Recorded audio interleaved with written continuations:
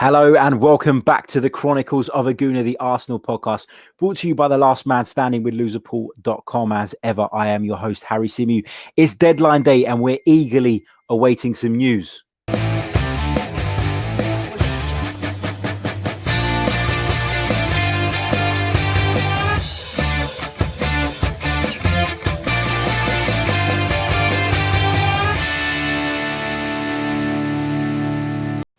Hello, good afternoon. There is half an hour left of the transfer window. We're eagerly awaiting the news that David Luiz and Kieran Tierney have signed for Arsenal. Fingers crossed we get both those deals over the line. The latest update that's just come up on Sky Sports is patience is required. Arsenal are telling the reporter from Sky Sports there that things are going well, but we may not receive official confirmation before 5 p.m. As long as the paperwork is done, though, in time, that is absolutely fine. Joining me, Jay Burford, one of our writers and a really talented man, good lad as well, and a massive Arsenal fan, more importantly. Jay, welcome. How you doing? Very well, thank you. I'm just like everyone else, just waiting for this to be announced by the club. Absolutely. It's nerve-wracking at the moment, isn't it? But I'm confident that we should get those two deals over the line. Let's have a quick look at the latest update that was provided by Sky Sports on the David Luiz transfer. They say with the clock ticking down to the 5 p.m. deadline, Sky Sports news reporter Geraint Hughes provides this update on Arsenal's pursuit of Chelsea defender David Luiz. We may not have official confirmation in the next half hour, but so long as the paperwork is in before 5 p.m., the clubs don't have to make the news public before the deadline. I'm assured that things are going well, so just a little more patience needed. And also, Gary Cottrell, who's down at Stamford Bridge, has added, I'm told by the club, they think David Luiz is imminent. So the same message coming from Chelsea and Arsenal at this moment in time. First of all, Jay, we're going to talk about Kieran Tierney, but David Luiz first, because this came completely out of the blue. It came out yesterday. We heard that David Luiz had refused to train and wanted to move to Arsenal. What do you make of the David Luiz signing? Would he have been anywhere on your shopping list at the start of the summer? I mean, it's come out of absolutely nowhere. But when I first heard about it, it seemed like it wasn't just that we were interested in him. It was that he was wanting to come to us. So I think there's been talks in the background between the club and the player. I know that Edu is close with his agent, and that may have played a role as well.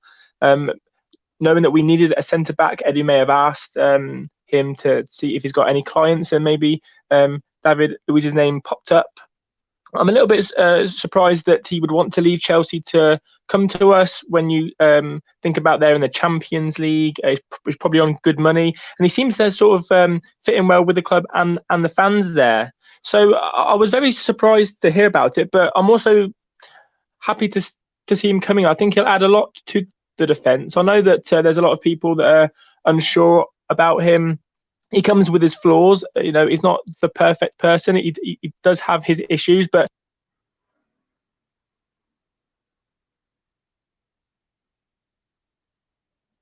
sorry, Jay, we seem to have lost you there, mate. I'm not sure what's happened. We seem to have lost Jay's connection there. Not sure why. Jay, can you hear us at all?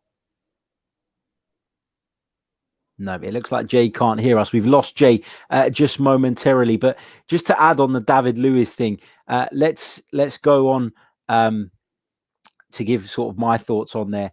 I am pleased that David Luiz is coming to Arsenal. A lot of people are not excited by him, but I think given the the way this window's unfolded, I don't think that Arsenal plan to lose Laurent Koscielny. I think that they expected him to, be here for this season, despite the kind of falling out. Unai Emery had hoped that he could persuade Laurent Koscielny to stay after all of that. But that didn't happen. And Arsenal were left with a situation where they had 2 days left to get a centre-back in. And Luiz is not by any means going to come into this Arsenal side and make us watertight. I don't think that is the case whatsoever. But what I will say about David Luiz is that David Luiz is the type of player who, can bring something to this team. He's a character.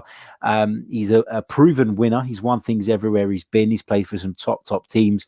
And he's better than what we've got. And I think that's the key point here. I think we've got Jay back on the line. Jay, can you hear us? I can, yeah. Lovely. Jay's back. Jay, sorry, what was you saying, mate? You were talking about David Luiz and that, you were surprised that he left Chelsea. Yeah, I just thought it was, Chelsea, they got into the Champions League. So they'll be playing in that. And we're obviously still in the Europa League. So I was just a bit surprised that he was so willing to leave Chelsea, where he seems quite settled, to come over to us, really. But on the flip side, I'm quite pleased to see him joining us, really. I think he will add a lot to the defence. He does have his flaws. He's certainly not the perfect person, and I'm sure we will see that at times during the season. But I'll class him as an attacking centre-back, in the sense that he can create attacks from the back. He can play out from the back, which is what we like to do as well. Yeah. So I think, all in all, when you also take into fact that it's only an £8 million fee, it's a pretty good thing from our point of view. Yeah, I mean, that's one of the key factors, isn't it? That it is just an £8 million fee, which means it's a risk worth taking. We sold Laurent Koscielny for around about £5 million. We managed to get some money in for Carl Jenkins, and too, of course, Christian Bielik was sold as well earlier on in the window. So Arsenal have recuperated some of that money, and it's a kind of low risk deal. Now, David Luiz, for me, what will he bring to Arsenal? Now, David Luiz will bring, as I've already said, a winning mentality, a bit of character. David Luiz brings in commercial value, which I know a lot of people don't really give a shit about. And as a fan, you shouldn't. I don't really either. But that is something that I'm sure the club would have considered when doing this deal. He brings comfort on the ball at the back, something that we may be lacking Socrates. That technical ability to bring the ball out of the defence. We know Emery wants to play that way. We've seen that. At times it's not always gone great, but we've seen it happen. So that's another thing. He might get you the odd assist as well. And hopefully, he's going to prove to be better than what we've got. I don't think anybody can really argue with that. We're constantly talking about how bad our defense is. Let's head over to the listener comments, and then I'll come back to you, Jay. Let's see what we've got here. Darush says, feel bad for Zaha. I still think there is a potential Jan move for him to Arsenal. I think Zaha will, of course, be disappointed. Obviously, moving on to another subject there. But yeah, Zaha will be disappointed with the fact he's not been allowed to leave. Roy Hodgson has been saying that, he hasn't got any issues with Zaha, and Zaha has no issues with him. It's Zaha's beef, as he called it, with the owner and the chairman of the club. So that's something that they'll have to work out between themselves, of course. Let's go on to Ben Turner, who says, what a window. Hats off to Raul and co. They have gone above and beyond. Hashtag statue for Raul. Well, they've certainly exceeded our expectations, haven't they? So, Jay, Raul does deserve some credit here, doesn't he? Because the ownership and the leadership of Arsenal been under immense scrutiny lately, but they've finally sort of proven that they do care and that they will try and do what's best for the team. He's really stepped up this summer. This is his first window where he was in charge, and I really think he's shown everyone what he can do. Absolutely. No question about that. RG Clark 92 says, where do you see Luiz fitting in with the first team, Harry? Does he start alongside Socrates? I think certainly for the start of the season. The hope is that Rob Holding will return, that his comeback will be without any sort of hiccups, and that, we'll be able to see him in the side as soon as possible. But, it's not always that simple. And sometimes you've got to account for these things. And, David Luiz coming in goes ahead of the likes of Callum Chambers for me, and Mustafi, of course. So there you go. That kind of answers that. Let's see what else we've got here. Richard Morris says, I'm not excited by David Luiz. Oh, sorry, that's Russ Morgan's comment. Richard Morris says, loving this window. Russ says, though, he's not excited by David Luiz. Jay, you can understand why people are feeling that way, though, can't you? I mean, I'm not excited by David Luiz. I'm just content that we've plugged a gap in the back line, which was obviously so bad over the last few years. He's not the dream to come into the defence, and I can definitely see why people may be a bit up in arms about it. He'd say he does have his flaws. He's not perfect, and I'm sure at some points in the new season we will see that. But the main thing is, I do think he's better than what we have. I think he will add to the team, and it's definitely a stopgap. And as stopgaps go, and with the fee, I don't think we can moan too much. Absolutely. I think you're absolutely right. Limitless FA says, I think we've done some great business this summer and can't wait for the season to start. Me too, mate. Big shout out to you as well, Tez.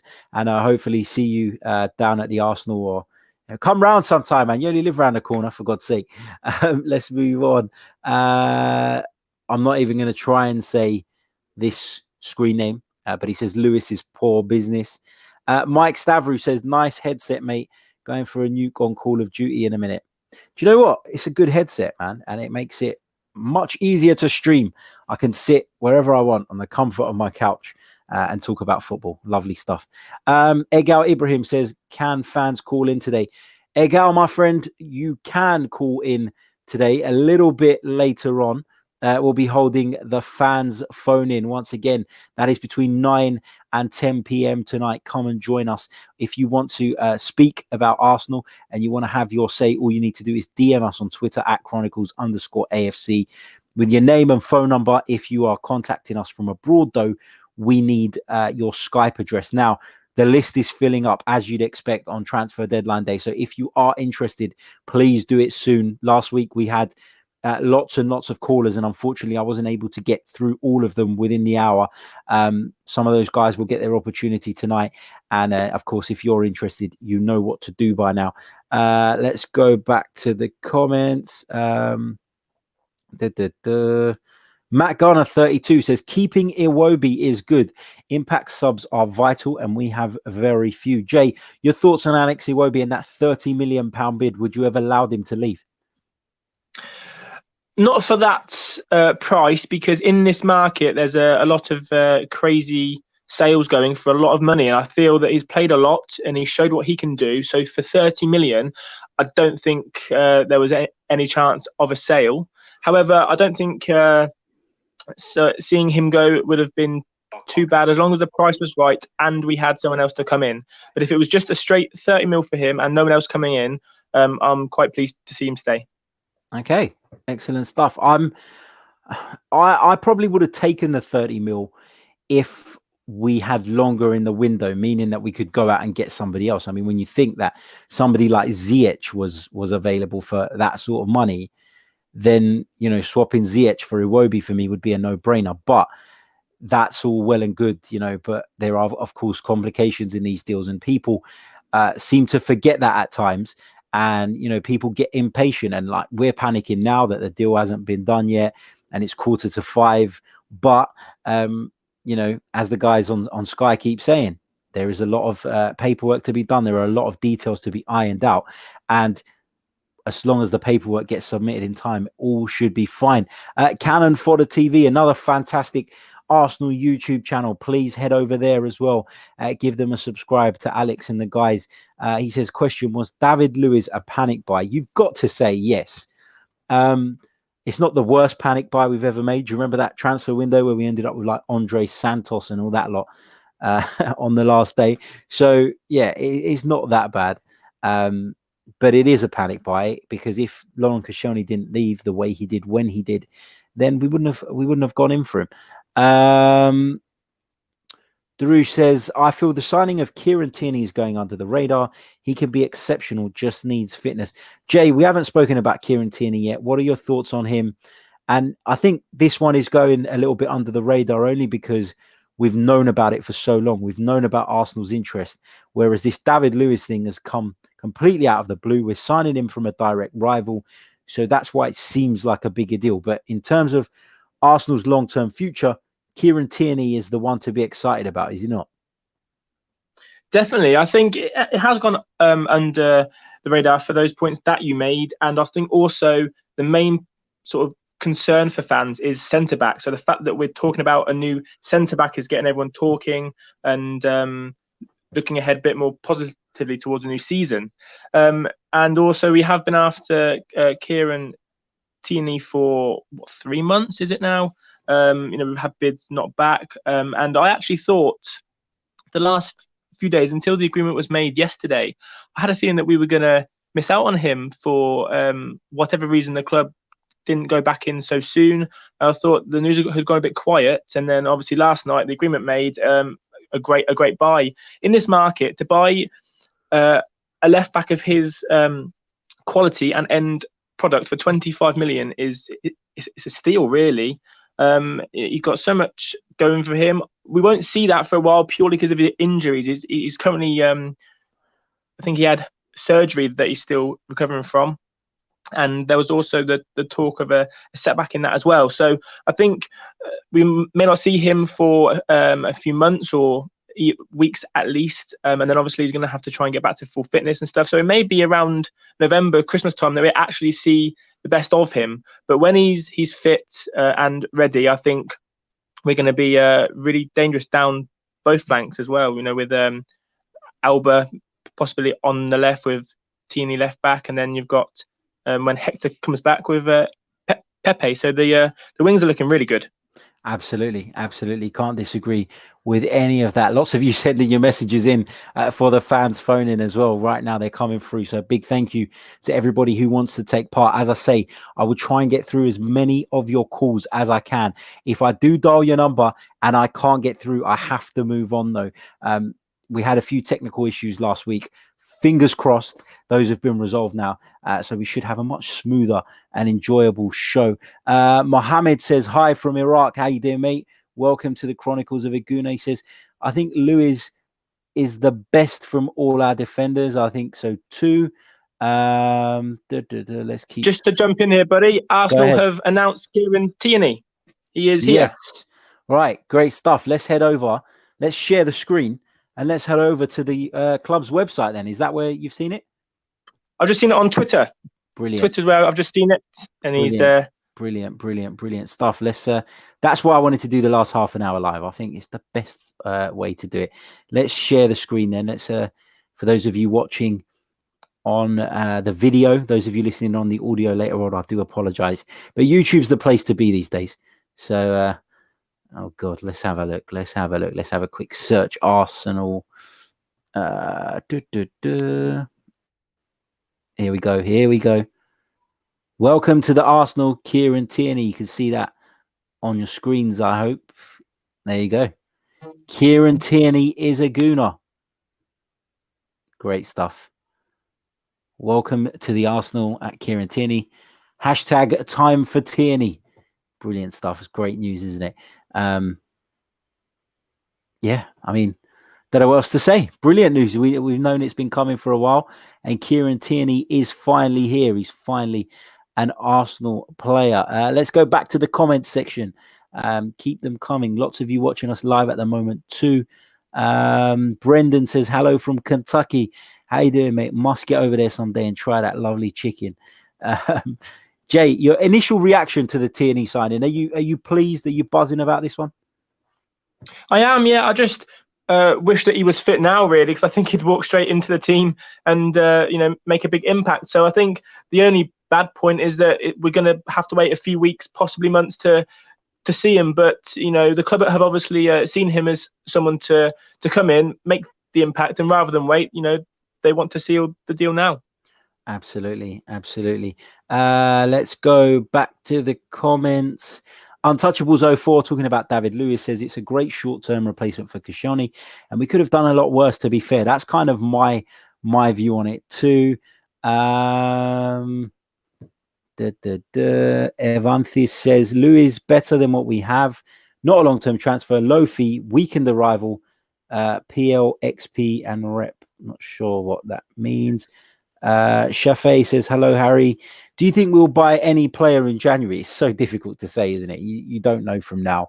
It depends on whether we get injuries, whether we have, a clear need by then, whether we have transfer funds available. That's another thing too, that of course needs to be considered. Michael O'Callaghan says Kieran Tierney reminds me a lot of Seamus Coleman. Well, Seamus Coleman's not a bad fullback, is he, Jay? You'd be happy with that? Yeah, I would. Absolutely. Fingers crossed he's as effective going forward, because that's really what Seamus Coleman's game is all about, isn't it? Now Arsenal FC says, would you start Laka and Oba up top together? Where does Pepe, Ozil, and etc. fit in the attack? Jay, how would you set up given the attacking players that we've got? I know what I'd do.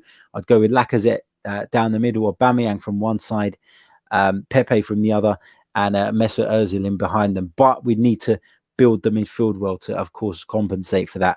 How do you see it? I think the front three, as you just said, sort of have to play to get the most out of everyone. You know, when you have three attackers of that quality, you can't not play them together, and their link-up play would just blow some teams away. So I'd definitely start with that three up top. My only sort of idea after that would be, if you're going to play a 4-3-3, does Ozil fit into a midfield three, or would you have to play a sort of 4-2-3-1 with Ozil in his favoured number 10 role? I think I personally would prefer a 4-3-3. I think it's more fluid, and I think it would get the best out of what is starting to look like a really effective wing play.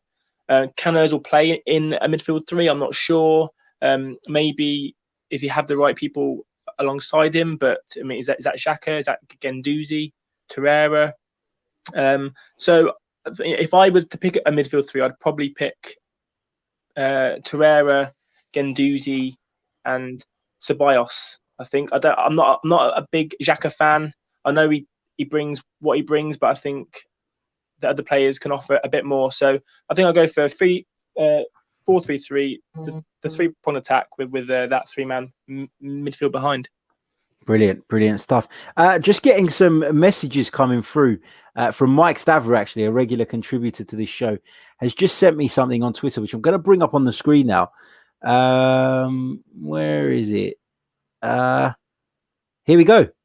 This is what Adrian Kajumba, of course, the journalist, is saying right now. Update from Adrian Kajumba, and it looks like Everton have a breakthrough on Alex Iwobi. No details of the fee as yet, but the indications are that he will move to Goodison Park today. Bit surprised by that. What do you make of that, Jay? I was actually going to mention that as well. I've just seen that on. I'm going through my timeline, and a few things have popped up, and it's all about possibly Iwobi going to Everton, which has come out of the blue. I mean, we just did speak about the £30 million bid that was knocked back, so you'd assume it would be a higher fee.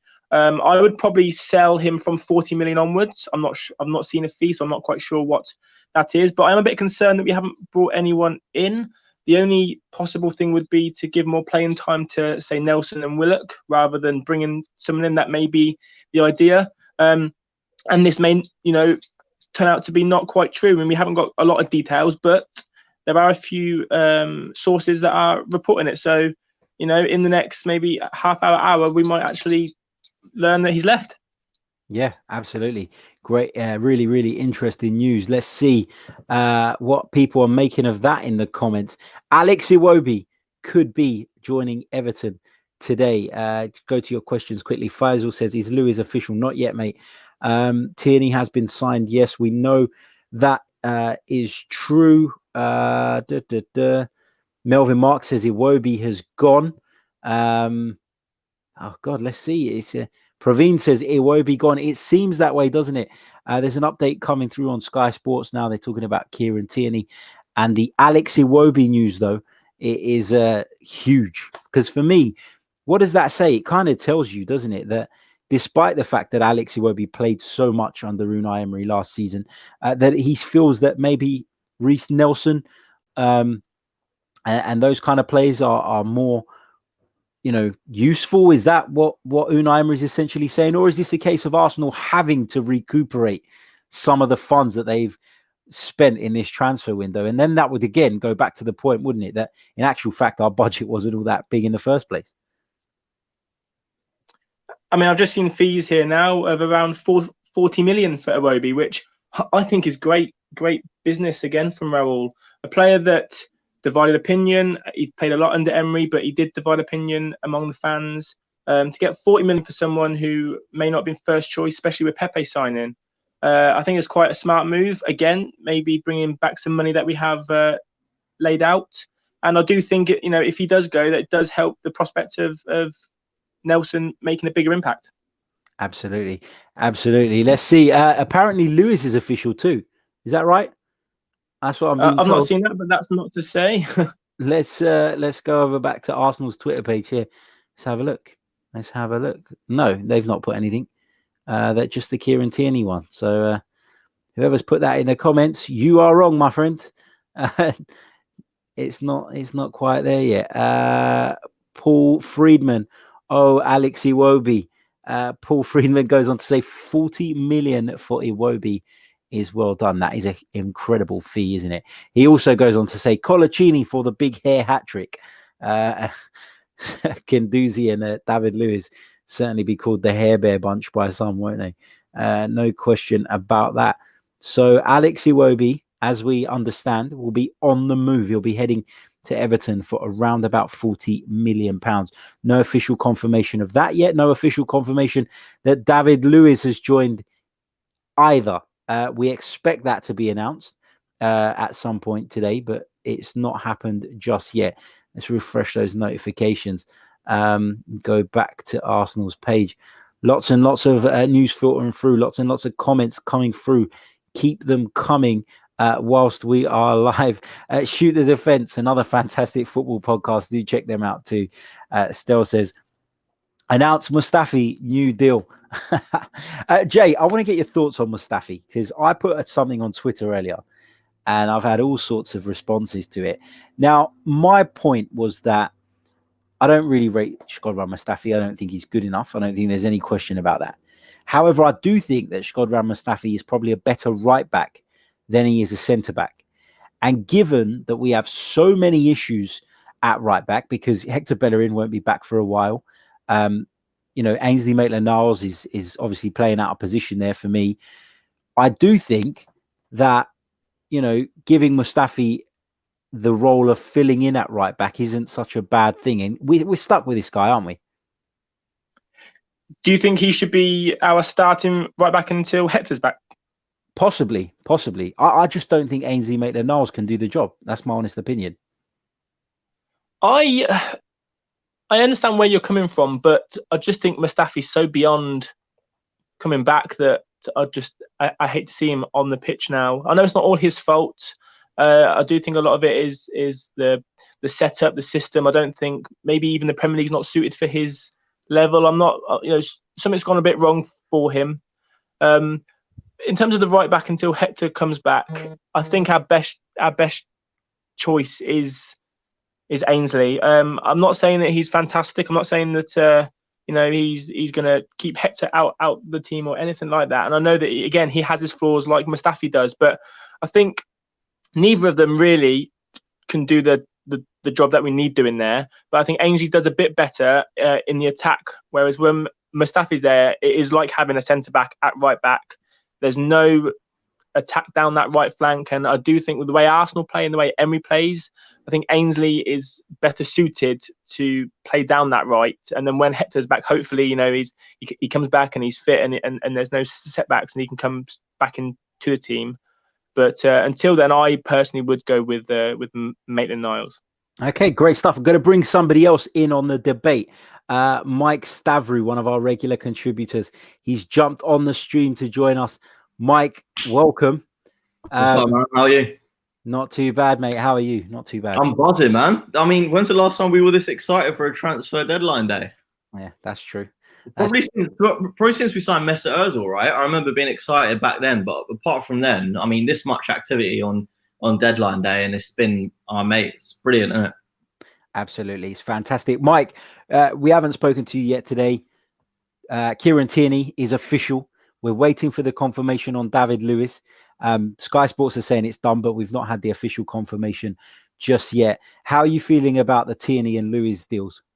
Really happy about Tierney. I think we've been crying out for a left back that's solid defensively, but good going forward as well. Because we've had a bit of a mix. Like if you look at Kolasinac and Monreal, if you could merge the two together, I mean, you'd create the perfect left back.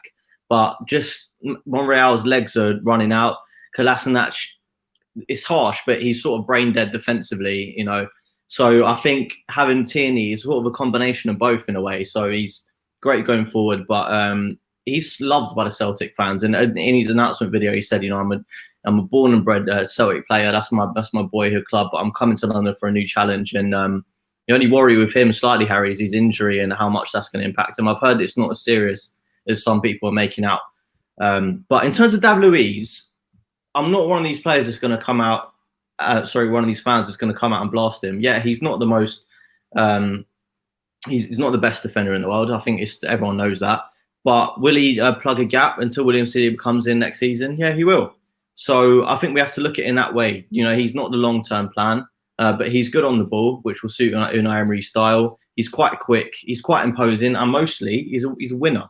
He's won mostly everything there is to win as a player. So I don't think you can be that disappointed, Harry, to be honest with you. No, absolutely. I agree with you. I think, what do you make of the Alex Iwobi talk? It seems like he may have struck a deal with Everton, or Arsenal may have struck a deal with Everton, and that Alex Iwobi could be on his way to Merseyside.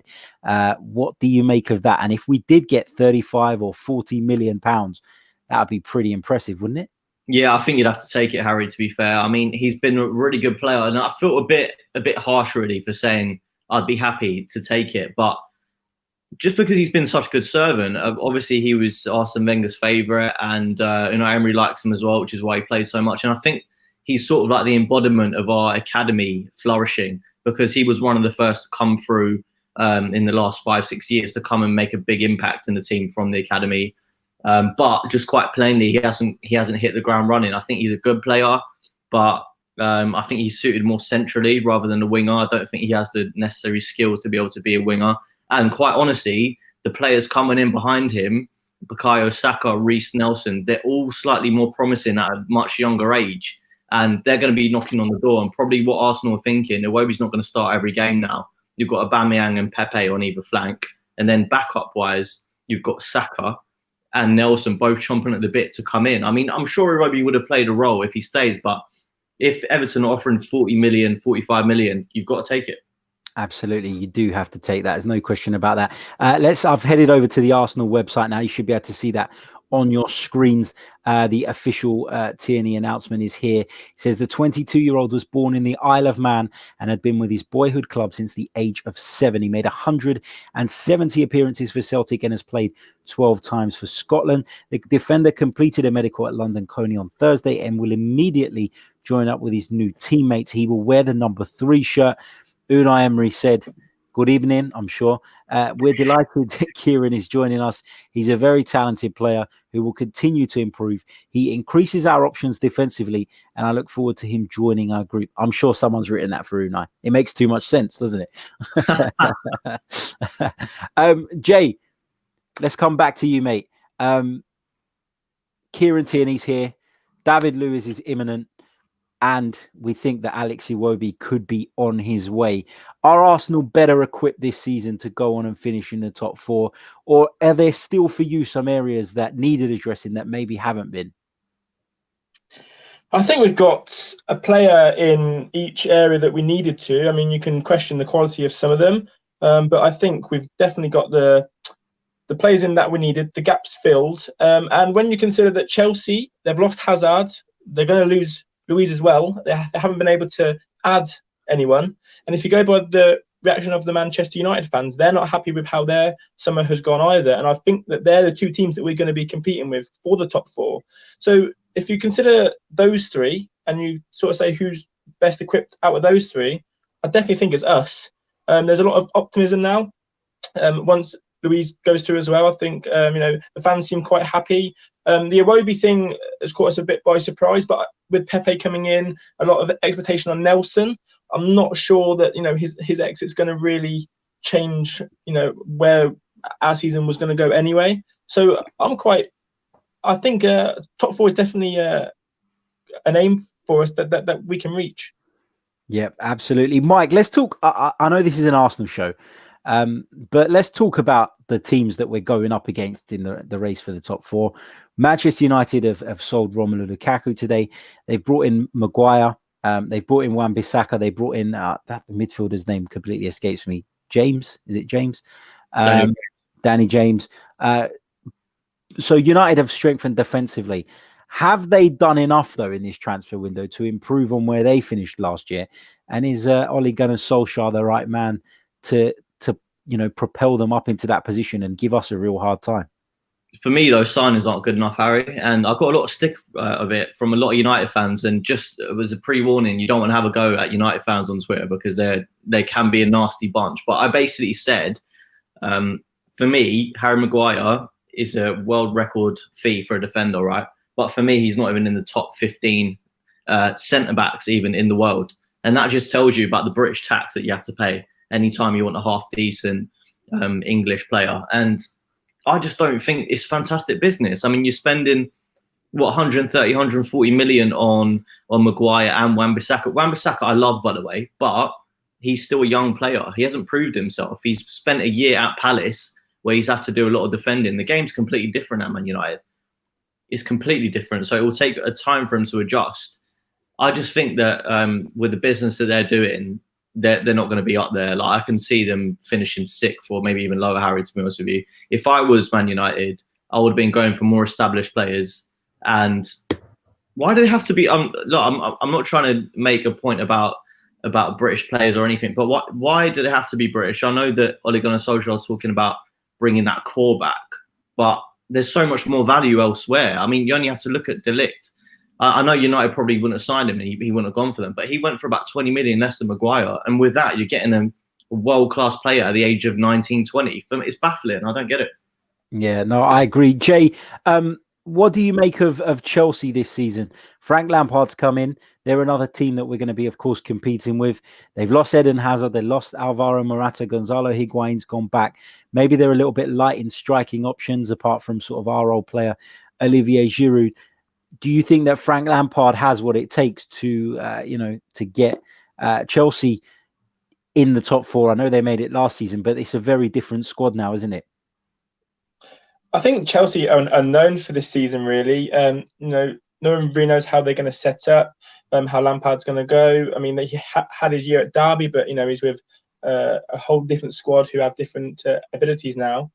And when you consider how close the top 4 race was last year, Chelsea only got in there by a couple of points. And I think losing Hazard, loses them a lot more points than the gap that they got in. So, if they can plug the gap that Hazard left, which I'm not sure they can, then, it could be another good race for the top 4. But I think they'll be one of the big losers this year because they've not been able to, replace who's left. They're light in strikers, as you say. And they are going to rely on a couple of youth players, which is it's not what they're used to. It's not what they do. And a lot of their youth players, again, are unknown in the Premier League, in the Champions League. So I think they might struggle. And out of the current top 6, I reckon they're the most likely to finish bottom of that sort of like high league. Okay, interesting stuff. Let's go back over to your comments. 95 Winston says, anything on Luiz, Harry? As of this moment, we don't know anything further. We understand that the deal's done, everything's in order, but there has been no announcement yet from either club, so we're still waiting on that. Andy Mills says, Iwobi deal agreed last minute of the transfer window. Everton now have between 5 and 7 p.m. to finalise the paperwork. So we'll wait on that as well to hear if there are, of course, any more updates on that. Let's keep looking at your comments. Lots and lots coming through live at the moment. David Keith says, hi, Harry. I'm absolutely buzzing with what's happening to my great club. Don't forget, guys, later on this evening, you can join us on the Chronicles of a Gooner fans phone-in between 9 and 10 p.m. You can have your say on this transfer window and look ahead to, of course, the big kickoff. Our kickoff is on Sunday with Newcastle United up at St. James's Park. So we'll have to see how that goes. But this man, Kieran Tierney, has signed for Arsenal now It is official. This man, Wilfred Zaha, will not be joining Arsenal. He will not be leaving Crystal Palace at all. In fact, he is staying put. Roy Hodgson confirmed that earlier on. Yesterday, we heard that Joe Willock was being eyed up by Bayern Munich, but we've not heard anything since on that. So yeah, let's see. That one is done for me. That's not happening. I'm glad we've managed to hold on to Willock. Mike, you've been very impressed with Willock in this pre-season, haven't you? Yeah, fantastic player, Harry, and I'm glad we're keeping him. I think out of the young players, he's probably the one to get most minutes for the first team. Just touch on Eddie Nketiah as well. I'm really happy with him going to Leeds because they'll be up there for promotion. And Marcelo Bielsa, you've got to look what he did with Kemar Roofe last year. Turned him into a bit of an iffy winger into a prolific goal scorer. So hopefully he'll get a good amount of game time at Leeds, and he'll come back a better player, a more confident player. Hopefully with Willock as well, a bit more bulked up, because I've noticed that a few of the academy lads still need to put on a bit of muscle, I think, to be able to compete. But Championship is an excellent breeding ground for a player like Nketiah because it's fast, it's tough, and there's a lot of games that come quick and thick and fast. And in terms of Willock, Harry, I really can see him becoming a first-team regular in the coming seasons. I've got to be honest. And I mean, who better than one of your academy prospects coming through? And he's just sensational. I mean, I was singing his praises. We were at the Emirates Cup together, and we saw how good he was and how confident he is on the ball, and he fits in so many different systems.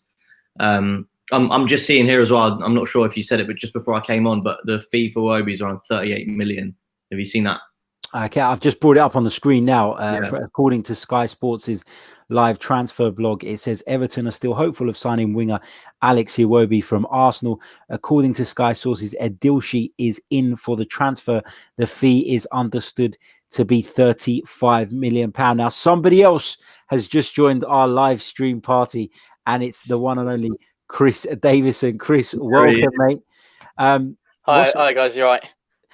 What's going on with this Alex Iwobi news? Where on earth has this come from? We knew that there was a bid yesterday, but then it went quiet. Now all of a sudden we're being told that Alex Iwobi could be off to Merseyside.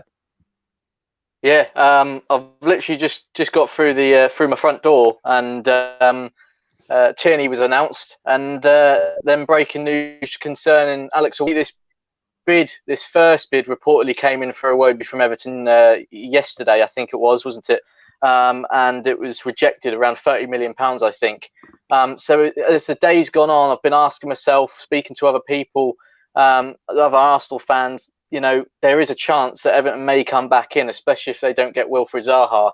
Now that looks like the case. It looks like they've gone back in for him. David Ornstein, obviously reliable as ever, saying that that they've agreed a deal, both clubs, and it's a deal worth between £35–40 million.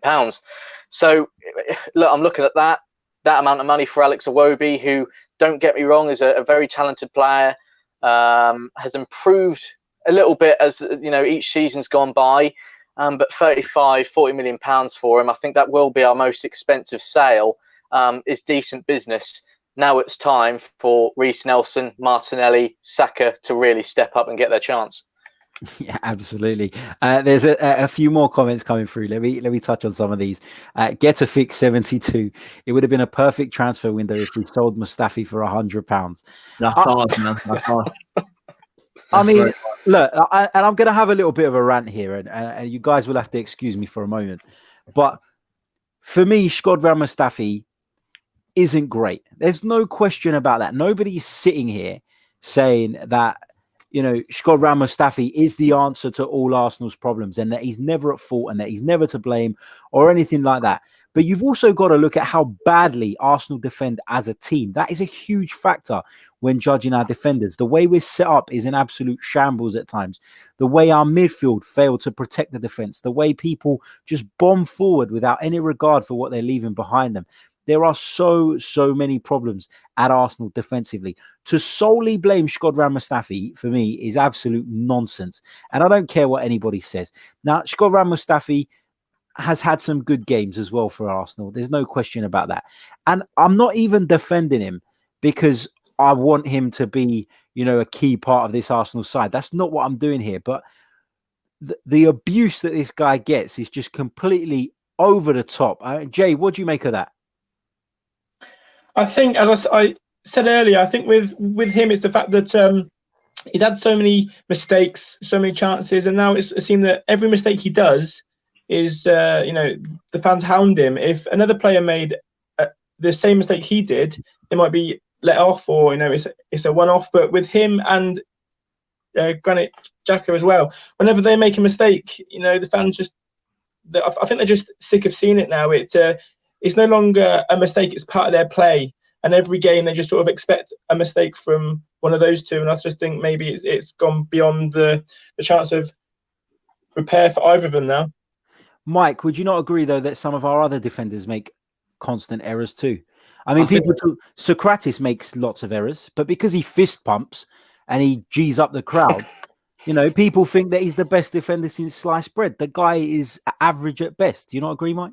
I think we talk about the word agenda a lot, Harry, and I think that Mustafi is one of the ones that Arsenal fans have an agenda against. It's like they're waiting for a mistake to happen. It's like they want a mistake to happen so they can blame him.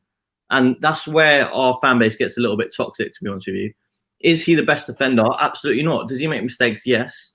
But also think he's a player that has no confidence now, because when he came in, I think you'd all agree that he was a good player for a while, for at least the first 6 months he was here. But then, the mistakes started creeping in and everyone just got on his back. I mean, selling him for £100, yeah. It's like I'm not going to touch on that one. You know what are my thoughts on that. But he's a fine backup player. Like, I don't have a problem with him staying. He can deputise at right back, as he showed last year. And with our injuries, Rob Holding's still not back. We're going to need him throughout the season. So let's not lambast him too much. Let's take him for what he is and not expect too much. Chris, it is what it is. Shkodran Mustafi will be at the Emirates this season.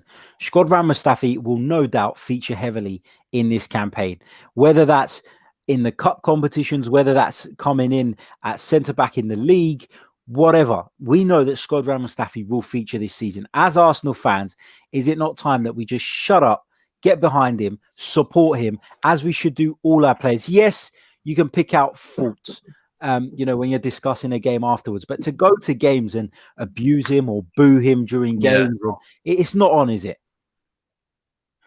No, absolutely not. Look, I'm going to be completely honest. I'm not Shkodran Mustafi's biggest fan. That's just my opinion on him. I just don't think he's good enough for this football club. But I will never, ever boo him, abuse him, verbally, whatever. If I'm at the Emirates and I said something, if I say something, or if it's via social media, I'm not that sort of fan. As long as there is a player representing Arsenal Football Club and he walks out onto that pitch, I will always 100% be behind them, and hopefully they do well, they win us the game, they play well, etc.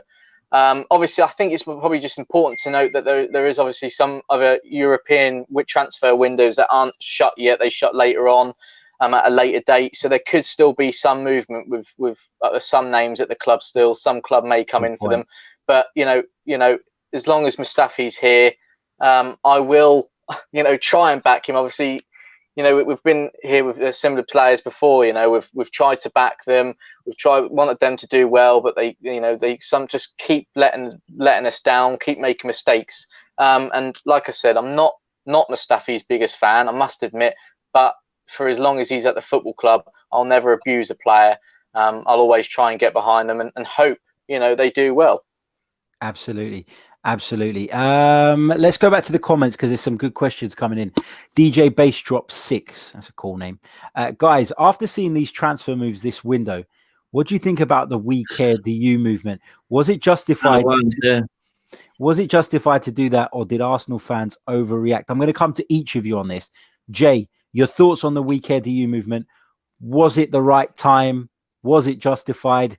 I've had my say on it lots of times on this podcast, so I'm going to hand this over to you guys. We Care Do You? I think that was...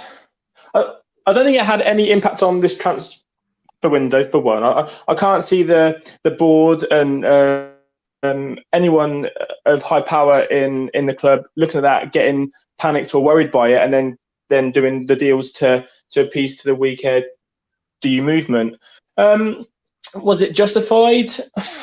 I mean, everyone's got their own opinions, and the people who did it, they obviously felt that the club was going in the wrong path. I mean, I'm not happy with the way the club was going. I think the We Care DU movement had some good points.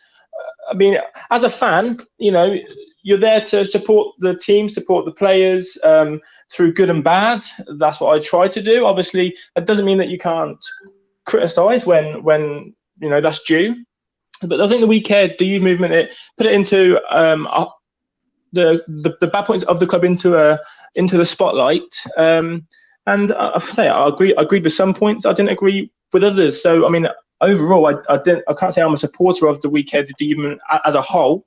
But I do think it had some good points, and it's just fans who are in a high place with high power, who have a lot of people follow them. They were airing their views, but I certainly don't think that had any impact in any of the arrivals or even the sales that we've done this summer. And I don't think it will impact the way the club is going to be run in the future either.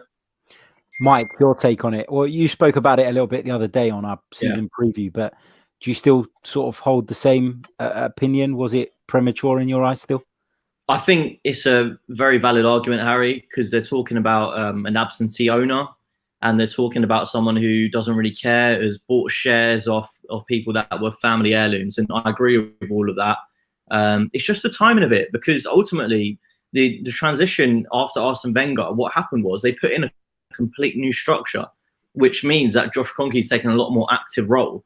So when you're talking about absentee owners, actually, if Josh is acting as an extension of Stan, then he's not absentee, because you just see he came out and did an interview straight away. He said, this transfer window is going to be exciting. It has been exciting. So I completely understand their frustrations, but it's all about the timing with these movements. I mean, and to do it and literally 3 weeks later, we make our record signing. I just think it's made it look a bit stupid, to be honest with you. And I don't think that's their fault. I just think they should have put more thought into doing it at a different time. Maybe after Emery's 2 years, after his 2-year contract, then seen if the new leadership structure still hasn't been a success, then by all means have a protest. But I just think the timing with it was all wrong, to be honest with you. Chris, your thoughts on it? Well, look, I think it was the fan movement and the fans getting their point across, voicing their opinions. It was always going to come at some point.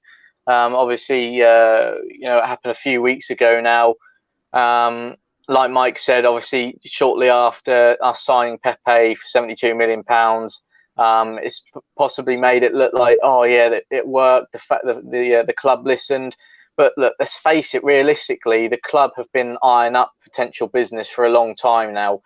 They wouldn't have suddenly just saw all of this fan movement and gone, we've got to sign a massive player for 70, 80 million pounds. Planning's gone on for this transfer window for a while now. Even Ralph Danieli said that a few months back. So, look, I think the club will certainly listen to some of the points that was put out in the fan statement. I'm fully behind some of the points that we want to sort of hear and see more from the Kroenkes, for sure. They've got to show that they care. It's been really good this in the end, this transfer window, that making some key signings, splashing the cash, and hopefully now that will carry on into the near future, Harry, and we'll keep seeing this. We'll keep seeing this ambition, keep seeing the strengthening of the squad, because that's what's got to happen now. If we want to get back to where we belong, Champions League football, the top four, competing against the top teams. So, time will tell with this one. It's still very early stages since this whole fan movement started going with this We Care DU movement. So we'll have to wait and see. But certainly the club is, signaling out the right messages at the end of this transfer window with some really, really good signings. Absolutely. Great points made by all there. And it was a great question as well. So big thanks to those of you in the chat for providing us with the fuel to discuss. Guys, don't forget to subscribe to this channel. Hit the like button, to the little bell icon as well, so you never miss an upload. Leave your comments, etc. You know the drill by now. There are over 250 of you watching us live right now. Yeah, we're probably more entertaining than Sky Sports. I've said it. There you go. Let's go back to the comments one last time before we wrap up the stream, because myself and Jay jumped on actually to do a half an hour stream, didn't we, Jay? And we've ended up running for almost an hour. But it's been great. Chris has joined us. Mike joined us too midway through. Lots to talk about, of course. But let's just quickly summarize before we go back to the comments. Kieran Tierney has signed for Arsenal. He has signed. That's done and dusted, confirmed. David Luiz has apparently agreed a deal. Everything's apparently been done and dusted, but we're still awaiting official confirmation on that one. And Alex Iwobi is apparently set to move to Everton for a fee of between 35 and 38 million pounds, which seems like great business, doesn't it? But again, that one is in the pipeline. Everton have submitted the deal sheet. However, that's not been officially confirmed yet. In terms of our rivals, Manchester United have sold Romelu Lukaku today. Tottenham have signed Giovanni Lo Celso on loan. That's been confirmed in the last few minutes. Some people are saying in the comments here that Coutinho to Arsenal is legit. Really? No. Coutinho to Arsenal? I don't think so. That I don't think was ever really on the cards. I think Unai Emery kind of confirmed that himself too, didn't he? But guys, Jay, let our listeners know, first of all, how they can follow you on social media. So on Twitter, it's at Gunner_Pride. You can find me on there most days. Happy to chat and just get involved with everything Arsenal. So give me a follow and we'll get talking. Brilliant stuff. Mike, do you want to let our listeners know how they can follow you? Yeah, it's at Mike_Stavrou. I've just hit 1,000 followers. I can hear 1,000, man. That's nothing. I see Chris smiling there. But yeah, give me a follow. It's mostly Arsenal content, bit of Love Island in there, but that's over now, so you don't have to worry about that. Chris, your details? Yeah, sure. On Twitter at @CDavison_AFC. Obviously, just keeping up the fans up to date with everything going on. Looks like it's still going to be quite a hectic evening. So be sure to give me a follow, and I'll keep you all up to date. Great stuff. And don't forget to follow me as well, little old me, at Harry Symeou, SYMEOU. I'm nearly at 3,500, which for me is like amazing. So do give me a follow. I'm nearly there. Right. That brings us to the end of this podcast, the end of this stream. Don't forget to hit that like button before we lock off. That's so important for us in the rankings. This will be available to replay on YouTube and, of course, on all the podcasting platforms. And we're going to roll out with a bit of a cheeky little video. Until then, take care of yourselves, guys, and we'll be back tonight. Don't forget, fans phone in 9 to 10 p.m. This is a Sofa Sports Media production. Follow us on Twitter at Sofa Sports Media. Subscribe to our Premier League show by searching for Sofa Sports Media on Apple Podcasts or wherever it is that you download them from. Join the Sofa Sports Media family to enjoy lots of exclusive content for the 2019-20 season. Sofa Sports Media. Subscribe, enjoy, and join the discussions.